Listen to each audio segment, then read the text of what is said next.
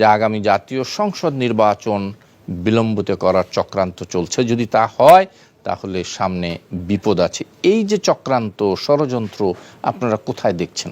শুনতে চাই আপনার কাছ থেকে।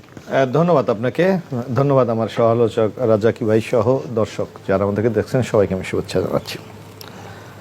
আমরা বিএনপির পক্ষ থেকে স্পষ্ট ভাষায় বলেছি যে নির্বাচনটা দ্রুত দরকার দেশের সামগ্রিক কল্যাণের জন্য।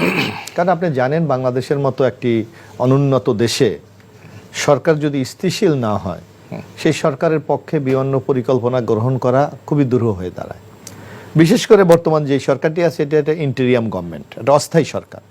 আপনি ইতিমধ্যে জানেন যে বাংলাদেশের মতো একটি দেশে বিনিয়োগ খুবই ইম্পর্টেন্ট একটা ব্যাপার। আজকে বিনিয়োগ যদি না হয় তাহলে কর্মসংস্থান হবে না, শিল্প প্রতিষ্ঠান হবে না, অর্থনৈতিক প্রবাহ থাকবে না। আমরা দেখেছি এই যে 5ই আগস্টের পর যারা আমাদের ডেভেলপমেন্ট পার্টনার বা উন্নয়ন সহযোগী, তারা ইতিমধ্যে তাদের সকল যে এখানে বিনিয়োগ আছে সেটা স্থগিত করেছে। কারণ তারা স্থগিত করেছে। আমি একটা প্রমাণ দিয়ে বলতে পারবো না, স্থগিত করেছে বলা যাবে না। আপনি আচ্ছা আমি আপনাকে এক্সাম্পল দিই। আমি ওই আলোচনায় স্থগিত করেছে। তারপর ব্যাংকগুলিতে যেই তারল্য সংকট রয়েছে, ব্যাংকগুলি বিনিয়োগ করতে পারছে না।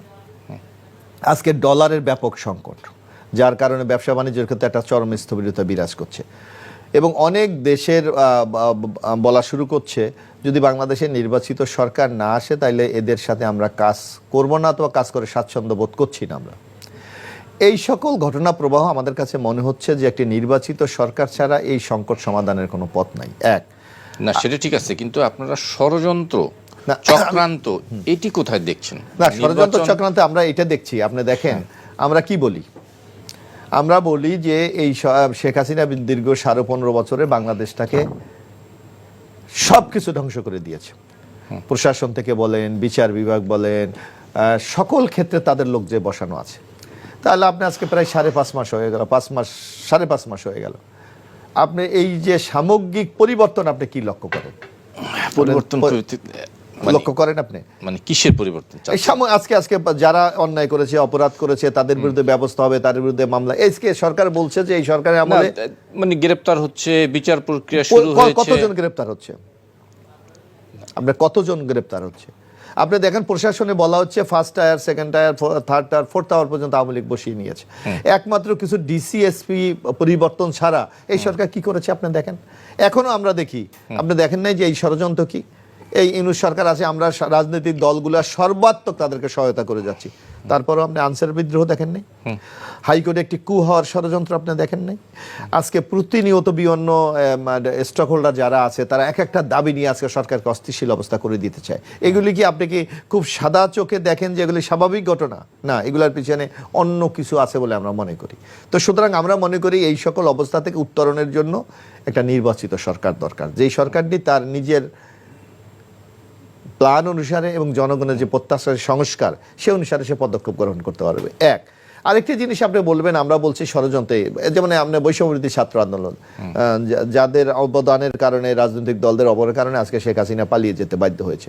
এখন কি বলা হচ্ছে যে যতক্ষণ পর্যন্ত বিচার না হবে ততক্ষণ পর্যন্ত নির্বাচন হবে না।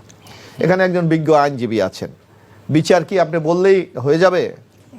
এটা কি ফায়ারিং স্কোয়াড যে আমি ধরে আমি বললাম আপনি মিস্টার কাঞ্চন অপরাধী, আপনি গুলি করে মেরে ফেলাম?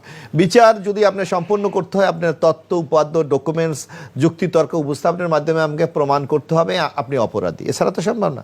তা যদি এই অপরাধ প্রমাণ করতে হলে আপনাকে তো 2 মাস 6 মাসে সম্ভব না, এটা দীর্ঘদিন লাগতে পারে।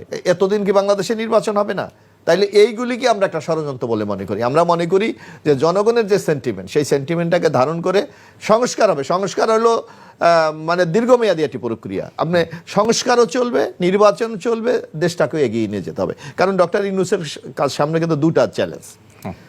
একটা হলো জনগণের কাঙ্ক্ষিত সংস্কার, অন্যটা হলো জনগণের যে প্রত্যাশা সে অনুসারে দেশকে চালিয়ে নেওয়া। আপনারা যত বেশি নির্বাচনের কথা বলছেন, সংস্কার নিয়ে এত কথা আপনাদের নাই, এত আগ্রহও নাই। আমি আসবো আপনার কাছে এই প্রশ্ন। এটা আমাকে একটু সময় দিতে হবে।